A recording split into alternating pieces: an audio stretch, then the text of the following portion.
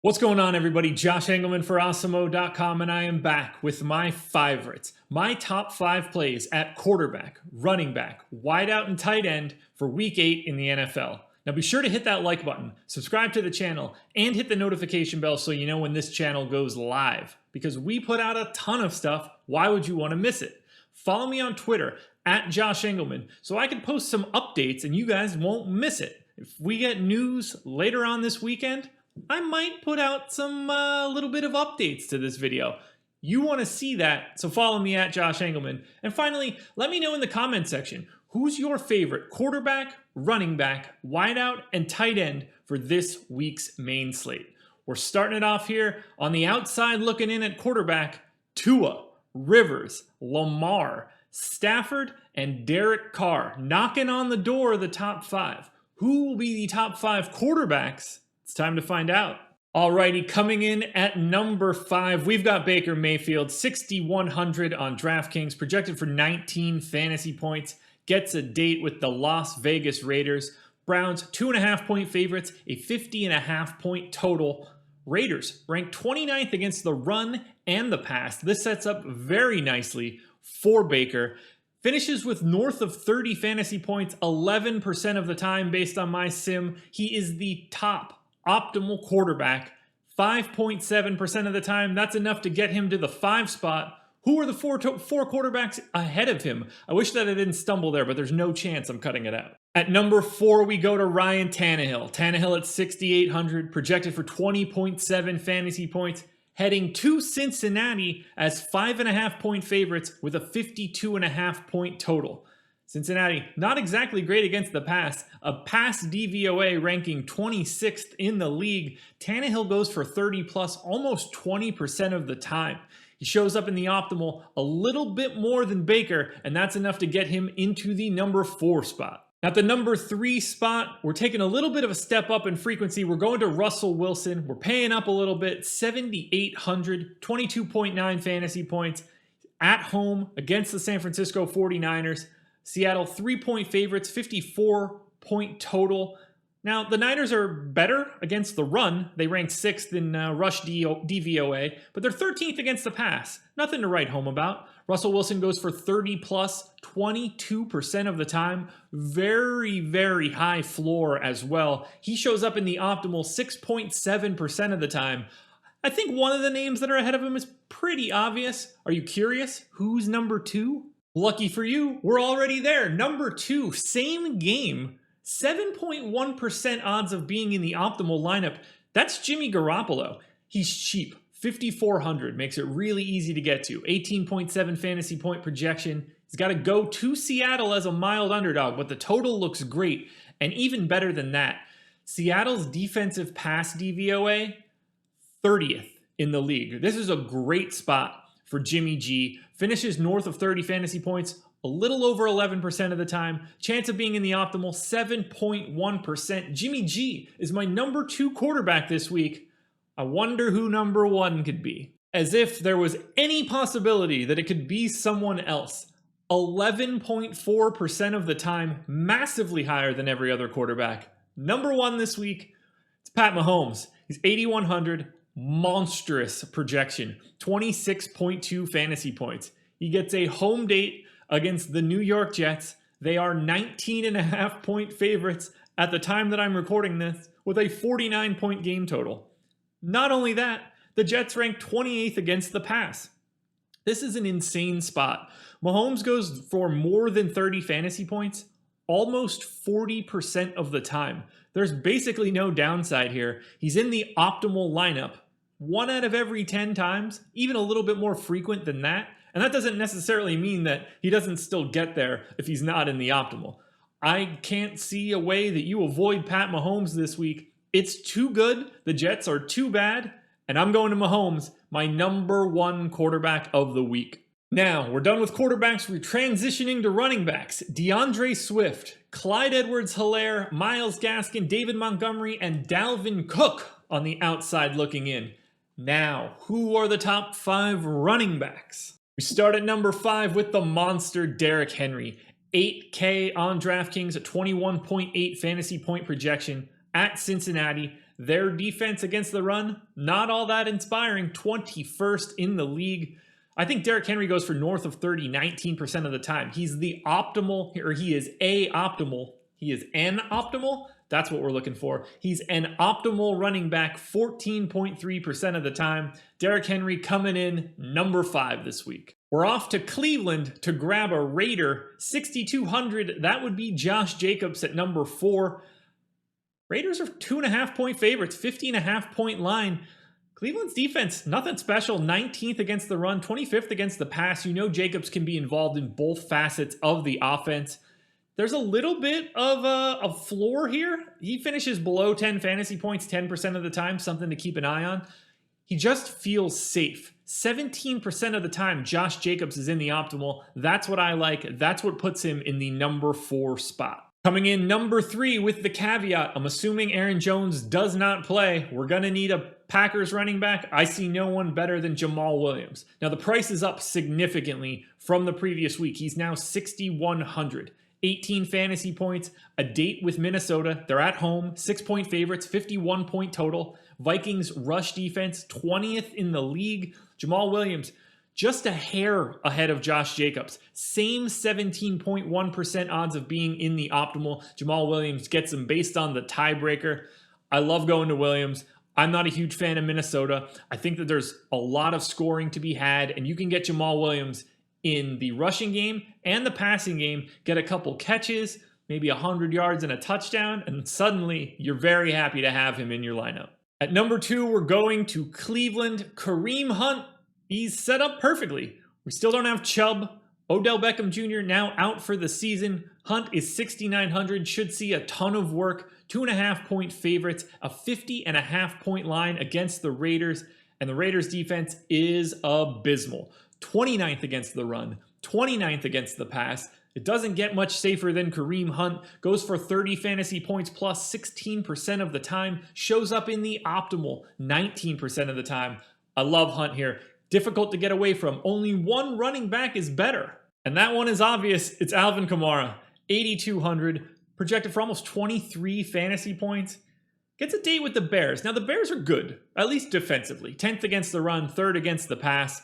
Saints are 4.5-point favorites. It's kind of a low total. It seems like a scary matchup, but ALVIN KAMARA has the biggest floor of any player on the entire slate. He shows up in the optimal 20% of the time. There's just so many targets, so many possibilities for receptions.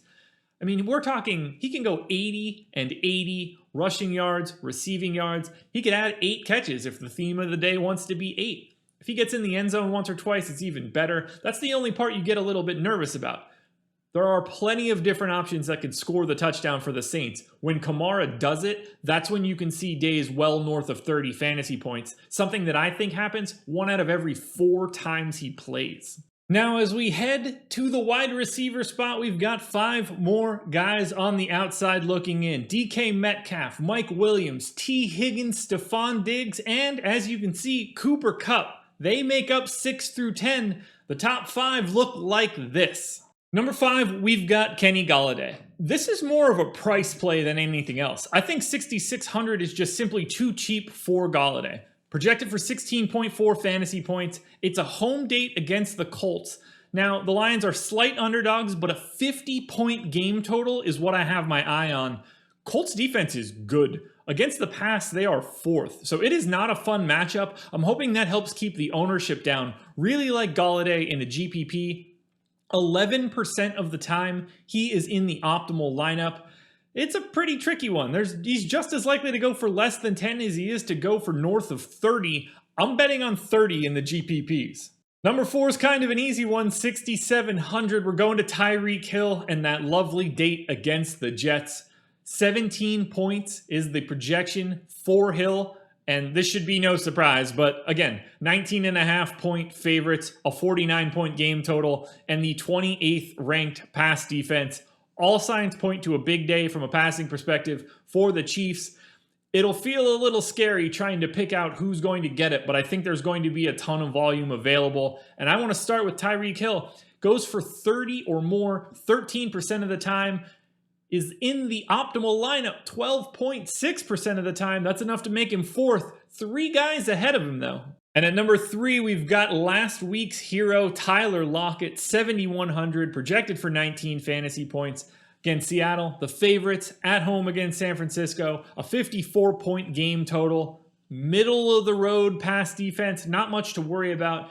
And I think Lockett's floor looks pretty good. He only goes for less than 10 fantasy points about 9% of the time. That makes me feel pretty good about spending the 7,100 for Lockett. Shows up in the optimal 16% of the time. So you can see that's a nice step above Tyreek Hill. And we still have 2 more guys north of Lockett. This one shouldn't surprise you at all. Number 2, Davante Adams, 8,800. You are paying a healthy amount for Adams. But he's put up some monster totals so far this year. Projected for 22.5 fantasy points. That's like a quarterback's projection. Gets that date with Minnesota. A very large game total. A pedestrian pass defense. A not all that great rush defense, which is good to see because if Green Bay can have some success on first down, that opens up the playbook on second down. So you're happy to see bad defense no matter what side of the ball. Adams goes for more than 30 fantasy points. Over 30% of the time. I love him here. He's in the optimal 17% of the time, and he is my number 2 option at wideout this week. And finally, coming in number 1 at wideout, we've got Keenan Allen. Allen finishes in the optimal lineup 18% of the time. His salary is just too low to ignore. 6,200 makes it really easy to get Allen into your lineup, regardless of the kind of build you're trying to put together. 18 fantasy point projection. Chargers are 3-point favorites at Denver. Denver's defense is solid. They're top 10 on both sides of the ball, but Allen is just priced like a guy that isn't Keenan Allen. I think that he should be more in like the 6,800, 6,900 range. Even if he got over 7K, I wouldn't be surprised. 18% of the time, Keenan Allen is in the optimal lineup, and that is enough to make him the most optimal wide receiver. Finally, we're closing out the favorites at tight end. Trey Burton, Jared Cook, Mark Andrews, Noah Fant, and JONNU Smith make up the bottom 5 in the top 10. The top 5 on a very, very different tier. Pay close attention to the percentages. They go up significantly after JONNU Smith. For instance, at number 5, he made Neil, actually, not just someone. He made Neil a millionaire last week. Number 5, Harrison Bryant, 3,200. Very nice price for a tight end. Gets a date with the Raiders. 29th pass defense. They can't stop anybody, no matter what position they play. No reason I see to try and avoid someone like Harrison Bryant. That $3,200 price tag is just not going to stop you from rostering anyone.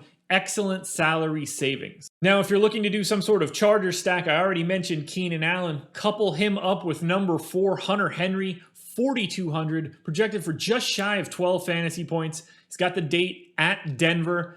Doesn't have a huge upside, but this is tight end. Not a lot of people do. Does go for 30 plus about 1% of the time. Shows up in the optimal because of that price tag almost 11% of the time. Now you can see that's significantly higher than JONNU Smith and Fant, Mark Andrews, Jared Cook, Trey Burton. We're starting to get into the rarefied air, so Hunter Henry coming in number 4. Number 3 is another step forward for the Raiders. I don't think I did a very good job there, but let me know in the comments if I did. 5,600 for Darren Waller. Heading to Cleveland, the 50.5 point game total is really what I'm keeping my eye on, and the absolutely atrocious pass defense from the Cleveland Browns. 4.7% chance of Waller going for north of 30. He shows up in the optimal 13% of the time. I play a lot of him every week, and I don't expect this week to change anything. Love Darren Waller here. But there's 2 more to go, and they're pretty obvious. Number 2, 6,600, another beneficiary of this monstrous total and line against the Jets. You got to go Travis KELCE here. 18.5 fantasy point projection. Terrible Jets pass defense. He can go for north of 30 pretty frequently, 11% of the time. KELCE has legitimate high-end wide receiver upside at the tight end spot at a salary that isn't all that crazy. He shows up in the optimal 17% of the time. That's not enough to get him to the number 1 spot, but it does firmly put him in the number 2 spot. But the number 1 tight end goes with my number 2 quarterback We're going to George Kittle. He's 7K, 19.1 fantasy point projection, the 30th ranked pass defense against the Seahawks, but they got to go to Seattle. A 54-point game total means there should be points aplenty. Kittle goes for north of 30, 14% of the time. He shows up in the optimal even more frequently than KELCE at 18%. I'm going to have a lot of my tight end exposure wrapped up to Kittle, KELCE, and Waller, but without question, number one is George Kittle. Alrighty, folks, that will do it. Those are my favorites, my top 5 plays at quarterback, running back, wideout, and tight end. Now be sure to hit that like button. I would appreciate it a ton, and subscribe to the channel. We're trying to get to 40,000 subscribers this weekend.